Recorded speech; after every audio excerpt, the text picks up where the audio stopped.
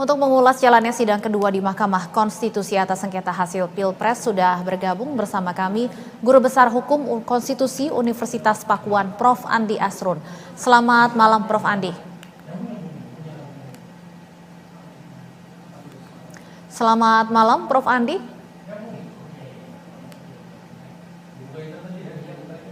Prof. Andi, apakah Anda bisa mendengar suara saya? Bisa. Baik, Prof. Andi, kita sudah mendengarkan dalam sidang kemarin dan hari ini isi dari gugatan masing-masing pemohon dan juga jawaban dari termohon maupun pihak terkait. Dalam jawaban termohon hari ini, KPU mengatakan bahwa gugatan dari kubu 01 maupun 03 ini salah alamat, harusnya ke Bawaslu bukan ke MK. Anda sepakat, Prof?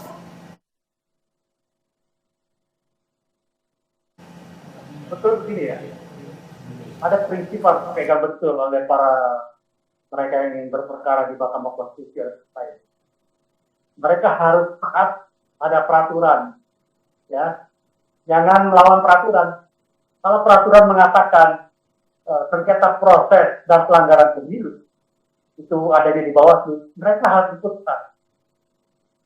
Jika undang-undang misalnya pasal 47 Undang-Undang Pemilu mengatakan sengketa hasil perolehan suara pemilu itu ke MK, ya ke MK. Ya, jangan ke tempat lain. Gitu. Saya lihat ini ada inkonsistensi, tidak konsisten. Nah, langkah-langkah hukum yang dikerjakan itu masalahnya. Kalau menurut saya sih, repotnya di situ loh. Ya. Dan buat saya jawaban tadi dari KPU sudah betul. Jawaban dari KPU sudah betul. Dan kita tahu bersama bahwa persoalan seperti ini ya, persoalan bahwa ingin membuat perkara di MK dalam rangka supaya nggak rugi ya. Jadi ini adalah satu tindakan spekulatif. Kira-kira itu pendapat saya. Baik, Prof, artinya dengan isi gugatan dari kubu 01 dan 03 ini yang sebenarnya tidak mempermasalahkan perselisihan hasil pemilu, sejauh mana kemudian nantinya kewenangan MK bisa memproses, memeriksa temuan-temuan dari para pemohon? Saya kira gini, saya ingin berangkat tadi dari prinsip tadi ya, bahwa orang harus taat pada hukum. Ya, kalau hukum mengatakan, undang-undang mengatakan A, dan hukum acara mengatakan A juga ikuti. Saya lihat kalau gini modelnya, ya begini modelnya, syarat dengan pernyataan politik, asumsi-asumsi, ya, kemudian tidak didukung dengan bukti yang kuat, maka kemungkinan besar gugatannya pasti ditolak. Permohonan perselisihan pemilu yang diajukan oleh pasangan calon nomor 1 dan nomor 3 pasti ditolak oleh MK. Harusnya ketika orang menyatakan sesuatu yang masalah hukum, dia harus segera menyatakan buktinya apa. Ya, seperti contoh misalnya, telah terjadi katakanlah pelanggaran dalam proses pemberian suara di TPS X, ya karena surat suaranya itu sudah tercoblos duluan misalnya, sekian banyak, sebagaimana bukti terlampir, itu baru cara berperkara yang benar. Ini saya lihat cara berperkaranya, cara mengajukan persidangan di MK ini tidak sesuai dengan pola yang baku dan salah lagi. Ya, saya tidak terlalu ini ya, bukan saya membela 01, 02, 03, saya melihat realitas saja. Ya, saya berperkara di MK ini sejak tahun 2006, ya, setelah nggak lagi menjadi staf ahli di MK, berarti 2006 saya mulai berpraktek. Dan perkara-perkara yang dibilang itu TSM itu perkara saya. Dimulai dengan perkara sengketa pemilu gubernur Jawa Timur tahun 2008. Ya, dimulai istilah TSM. Itu dimulai dari perkara saya. Itu perkara saya itu. Perkara yang saya pegang. Saya membela Ibu Hovifah. Ya, TSM dulu. Kemudian perkara administrasi lainnya, pelanggar administrasi. Misalnya, seorang yang narapidana kok nggak ngaku sebagai narapidana dan menang suara. Betul, kemudian dibatalkan itu hasil keputusan KPU dibatalkan. Jadi sekali lagi kalau mau berperkara ikuti pola administrasinya, ikuti hukum acaranya, ya, dan jangan terlalu banyak bumbu. Langsung to the point, di mana kesalahannya perhitungan suara. Karena begini ya, kenapa suara itu harus dipersoalkan? Karena suara itu adalah ekspresi dari kedaulatan rakyat. Rakyat yang memilih pemimpinnya, dan itu harus dipertanggungjawabkan. Kalau tiba-tiba suara yang sudah diberikan mau dihilangkan begitu saja, kemudian saya nggak sependapat betul misalnya dengan apa paslon 1 atau paslon 3, apalagi petitumnya salah. Mahkamah Konstitusi tidak mengenal diskualifikasi. Silakan lihat, tidak ada diskualifikasi. Ya.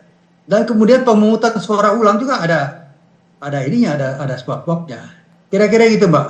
Baik, jadi isi gugatannya, tuntutannya pun tidak bisa dikabulkan oleh Mahkamah Konstitusi sebenarnya. Salah total itu. Saya nggak tahu kok bisa begitu ya. Kok minta diskualifikasi. Tidak dikenal di dalam hukum acara MK diskualifikasi. Mereka rupanya nggak belajar itu. Atau terlalu emosi sehingga semuanya mau disikat. Gitu. Jadi saya lihat salah total ini. Ya kok begitu gitu ya. Terutama paling kacau tuh kubu 01. Wah itu kacau sekali. Kubu 03 juga masih kacau. Tapi yang sangat kacau tuh kubu 01. Ya, kacau sekali. Diskualifikasi. Kemudian banyak hal lah ya. Kalau menurut saya mereka melakukan debat 5 kali di TV dengan Gibran, Prabowo, dan masing-masing berdebat dengan pasangan calon presiden atau calon wakil presiden. Dan sebuah pengakuan itu. Kemudian juga mereka ikut dalam pencabutan nomor urut. Enggak protes kok. Sebetulnya kalau konsisten mereka menolak ikut serta. Kami tidak mau ikut serta. Dan di saat misalnya kata pencabutan nomor harus disampaikan. Kan ini kan kemudian orang mentertawakan ini, ya kan? Kalah bilang macam-macam. Kalah begitu banyak dalilnya. Dan ketika dimajukan ke MK salah lagi. Ya. MK itu bukan tempat orasi ilmiah seperti di kampus, ya, seperti Pak Anies atau Profesor Bulai Lubis, bukan seperti itu. Anda harus betul-betul bekerja menyampaikan fakta, bukan berorasi politik. Ini nampaknya nuansa politik begitu kental dalam perkara perselisihan pemilu di MK saat ini. Ya. Mencoba mengajukan argumen-argumen dan terus terang ini perkara yang bersifat spekulatif, ya spekulatif. Kalau tadi KPU mengatakan manipulatif, saya cukup mengatakan spekulatif, sangat berspekulasi bahwa ini akan dikabulkan segala macam. Saya kira enggak lah, ya saya nggak terlalu saya melihat ini banyak kesalahan prosedural, kesalahan substansi, ya sehingga apalagi mereka harus belajar bahwa tidak ada perselisihan pemilu presiden dikabulkan di MK. Jadi harus cari celahnya di mana. Pelajari betul. Ya, pelajari betul putusan-putusan MK yang lalu. Ya, dan saya kira sebetulnya harusnya berbesar hati ya. Berbesar hati. Seperti contohkan oleh Ibu Megawati dalam pemilu presiden 2009. Ya, dia tidak menggugat ke MK karena memang selisih suara jauh sekali. Selisih suara jauh dan kemudian apa yang mau dihasilkan dari output itu. Jadi berperkara di MK terutama untuk Ganjar ya, yang hanya kurang dari 16%, apa yang mau diharapkan. Tapi sekali lagi ya, itu adalah hak konstitusional. Ya. Silakan disalurkan. Barangkali itu adalah jembatan untuk melakukan rekonsiliasi. Setelah semua selesai, buat apa lagi ngotot? Kira-kira gitu pendapat saya, Pak. Dan ini yang menjadi dasar Anda tadi memprediksi gugatan Ganjar dan Amin akan ditolak oleh Mahkamah Konstitusi. Prof, tapi tadi Anda juga mengatakan MK ini adalah tempat untuk mengemukakan fakta. Apakah nantinya alat bukti dan saksi-saksi yang akan dihadirkan menurut Anda masih bisa mengubah atau Anda tadi mengatakan ya petitumnya saja sudah salah, artinya tidak ada atau sulit sekali untuk bisa gugatan ini diterima? Ya. Jadi alat bukti itu berkaitan dengan posita, dalil-dalil dalam permohonan. Nggak bisa lepas sendiri, ya, nggak bisa lepas sendiri. Jadi harus dibuktikan tuh. Ya, misalnya pernyataan A, buktinya apa? Pernyataan B, buktinya apa? Ya, jadi harus berkolerasi. Ada saling keterkaitan, ada saling hubungannya apa? Ya, kalau nggak ada hubungannya pasti bukti ditolak. Dan bisa juga bukti itu judulnya apa, isinya apa, ya, atau ditulis bukti A, fisiknya nggak ada. Ini kan belum sampai sana. Jadi memang pekerjaan ini pekerjaan berat dan kemudian harus disiapkan sejak awal dan juga fokus pada kesalahan hitung-hitungan. Contoh misalnya di dalam penghitungan suara di TPS X misalnya, ya, kemudian disalin di kertas plano salah, di berita acara salah, keliru, tidak sesuai dengan di plano, ya, plano itu yang ditaruh di tempel gitu loh, ya. Kemudian dibawa lagi ke kecamatan, tingkat PPK salah lagi, baru ada koreksi ke bawah. Jangan sampai di tingkat kabupaten kemudian di kecamatan di DPS dikatakan bermasalah, dan sampai Jawa ini tidak ada berita yang sifatnya masif, ya, yang memberitakan bahwa semua saksi atau mayoritas saksi di TPS menolak tanda tangan karena salah hitung, salah proses, salah buka kotak suara. Nggak ada itu. Ya, ini fakta-fakta yang sederhana, ya, fakta-fakta yang elementer. Kalau persoalan elementer yang nggak bisa dikuasai, nggak usah bicara tinggi-tinggi lah, ya. Jadi saya ini pelaku yang disebut TSM, ya, pelanggaran administrasi segala macam, itu perkara saya semua di MK. Saya tahu betul, ya, dan mengerti berperkara di MK itu paham saya. Ya, tapi saya melihat kenyataan kayak gini, kok begini?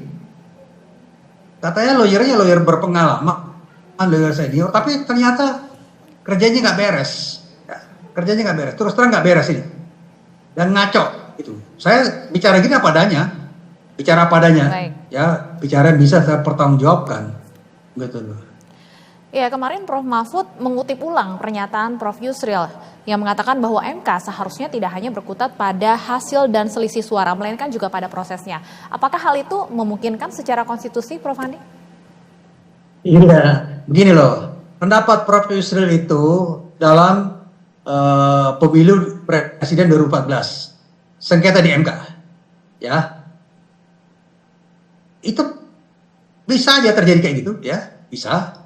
Tapi ketika rejim pemilunya berganti, undang-undang pemilunya mengatakan bahwa sengketa di MK adalah sengketa perolehan hasil, kemudian proses pelanggaran, ya, pelanggaran pemilu dan sebagainya, itu di Bawaslu, itu yang berlaku. Jadi pendapat Prof. Yusril itu sudah daluarsa, nggak bisa dipakai. Dan saya bingung juga, Prof. Mahfud kayak nggak ngerti apa Pak Mahfud itu. Apa nggak baca undang-undang Pak Mahfud itu? Nah, jadi bukan sekedar melemparkan isu Prof. Mahfud, ya, dia harus ngerti betul undang-undang. Pak Mahfud harus berpijak pada undang-undang, ya. Jadi saya sayangkan pernyataan seperti itu. Saya tahu maksudnya barangkali itu memojokkan Profesor Yusril, ya. Kok Anda nggak konsisten dulu nuntut ini, sekarang bilang begini. Tapi saya lihat itu dua rejim hukum yang berbeda. Ya, sekarang adalah rejimnya atau di bawah Undang-Undang Nomor 7 Tahun 2012 itu yang berlaku. Pendapat 2014 tidak berlaku. Oke. Prof, artinya dengan hal-hal yang sudah Anda sebutkan ini, Anda melihat akan seperti apa proses persidangan sengketa pemilu ini ke depannya? Ditolak, ya, permohonan keberatan dari 01, 03 ditolak, ya, ditolak. Dan kemudian ada juga yang lucu nih. Kok kalau MK menolak perkara, membuat putusan yang menolak permohonan keberatan mereka, dikatakan MK ini melanggar konstitusi, melanggar undang-undang dasar. Itu kan naib itu. Betul-betul naib, ya. Jangan memaksakan pendapat, ya, keinginan yang tidak sesuai dengan undang-undang. Jadi saya sepakat dengan Hotman Paris. Ini cengeng nih 0103 ini, ya. Terbanyak narasi seperti kata Profesor Ocio Kaligis. Narasi itu bukan bukti. Ya, narasi ya sekedar ngomong-ngomong doang. Apalagi buktinya itu clipping koran. Clipping koran, ya, clipping website, ya, clipping portal berita. Itu bukan bukti itu. Bukti adalah kalau mau bukti yang kuat, putusan pengadilan, putusan Bawaslu, putusan DKPP. Tapi baca dulu semuanya. Jadi saya lihat ini perkara ini penuh dengan spekulasi. Ya, perkara ini menjadi semacam kayak panggung politik untuk beberapa pengacara. Kira-kira sih saya lihat itu arahnya gitu ya Mbak ya. Mbak Stefani. Baik. Yang jelas MK masih punya waktu hingga 22 April mendatang untuk memberikan putusannya. Kita nantikan bersama. Terima kasih Prof. Andi Asrun sudah bergabung bersama kami di Bersatu Kawal Pemilu. Selamat malam. Iya, ya.